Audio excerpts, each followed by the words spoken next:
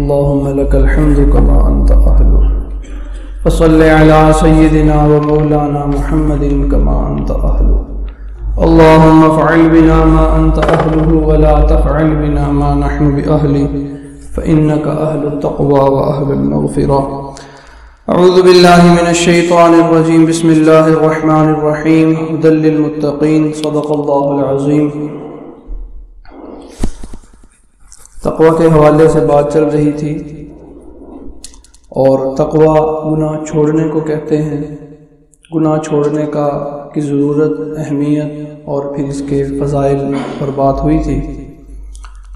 آگے تقوی کے درجات کے حوالے سے علماء نے بیان کیا ہے کہ تقوی کے درجے ہوتے ہیں اور 5 درجات بیان فرمائے ہیں کہ متقی اسے کہتے ہیں جسے ان درجات میں سے کوئی ایک درجہ بھی حاصل ہو جائے وہ تقوی کے تعریف پر پورا اترتا ہے. لیکن دوسرا درجہ، تیسرا درجہ، چوتھا درجہ، 5واں درجہ، جتنے اونچے درجات ہوتے چلے جائیں گے اتنا اس کا تقوی مضبوط ہوتا چلا جائے گا. تو سب سے اول درجہ جو تقوی کا بیان کیا گیا، یعنی سب سے کمتر درجہ جو تقوی کا بیان کیا گیا، وہ یہ ہے کہ انسان کفر کی ساری حالتوں سے بچ جائے. کفر کی ساری حالتوں سے بچ جانا یہ تقوی کا سب سے چھوٹا درجہ ہے، سب سے پہلا درجہ ہے. اب کفر سے اسلام کی طرف آنا، ایک تو زبان سے اقرار کرنا، یہ تو ہمارے دین کا تقاضا ہے.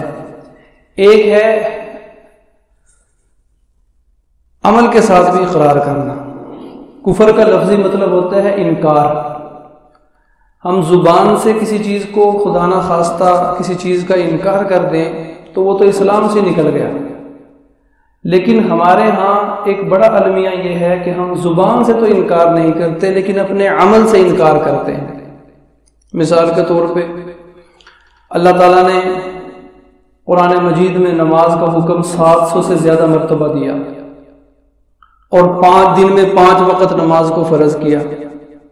اب نماز کا وقت ہوا، اذان دی گئی، اللہ کی طرف سے بلاوا آیا کہ مسجد میں آؤ نماز پڑھو. اب اگر کسی نے زبان سے انکار کر دیا بھائی نماز کی کیا ضرورت ہے، تو پھر تو کافر ہو گیا، دائرہ اسلام سے نکل گیا. لیکن ہم زبان سے تو انکار نہیں کر رہے، ہم اپنے عمل سے انکار کر رہے ہیں. ہم نماز کی طرف نہیں جاتے، یہ عمل سے انکار ہے، زبان سے نہیں ہے. عمل سے انکار کر دیا بھائی نماز کی ضرورت ہی کوئی نہیں. اسی لیے نبی صلی اللہ علیہ وآلہ وسلم نے ارشاد فرمایا، حدیث شریف میں آیا ہے کہ جس نے جان بوجھ کر نماز چھوڑ دی اس نے کفر کیا. علماء نے یہ لکھا کہ بندہ نماز چھوڑنے سے کافر نہیں ہوتا، لیکن یہ اس کے عملی انکار کی علامت ہے، اس نے عمل سے انکار کر دیا. اسی لیے اللہ تعالیٰ نے قرآن مجید میں فرمایا ادخلوا فی السلم کافہ، دین میں پورے کے پورے داخل ہو جاؤ. جب اللہ کی بات کو مان لیا ہے، حکم کو مان لیا ہے تو پورا پورا مانو، پھر عمل سے بھی انکار نہ کرو. ایک اور جگہ فرمایا یا ایھا الذین آمنوا، اے ایمان والو، آمنوا باللہ، اللہ پر ایمان لاؤ. خود ہی ایمان والا کہہ کے فرما رہے ہیں کہ اللہ پر ایمان لاؤ. اس کا مطلب یہ ہے کہ جب تم نے مان لیا کہ ہم اللہ کو اپنا معبود سمجھتے ہیں، مانتے ہیں، تو اب تم اپنے عمل سے بھی اس کو ظاہر کرو.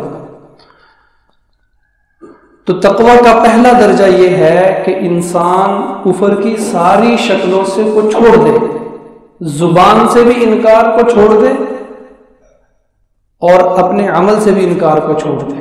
ہم لوگ عمل کے حوالے سے کمزور ہیں، ہمارا معاشرہ کمزور ہے. جیسے حضرات بتاتے ہیں کہ کوئی 95-96% لوگ بے نمازی ہیں، 4-5% لوگ نمازی ہیں.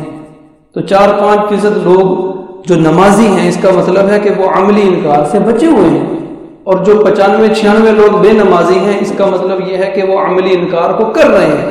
گویا تقوی کا پہلا درجہ بھی حاصل نہیں ہے، تقوی کا سب سے کمتر درجہ بھی حاصل نہیں ہے. تو ہمیں فکر کرنی چاہیے کہ یہ اس کو عملی انکار کو علماء نے تقوی کا عملی انکار سے بچنے کو علماء نے تقوی کا پہلا درجہ قرار دیا ہے. اللہ تعالی ہمیں توفیق عطا فرمائے۔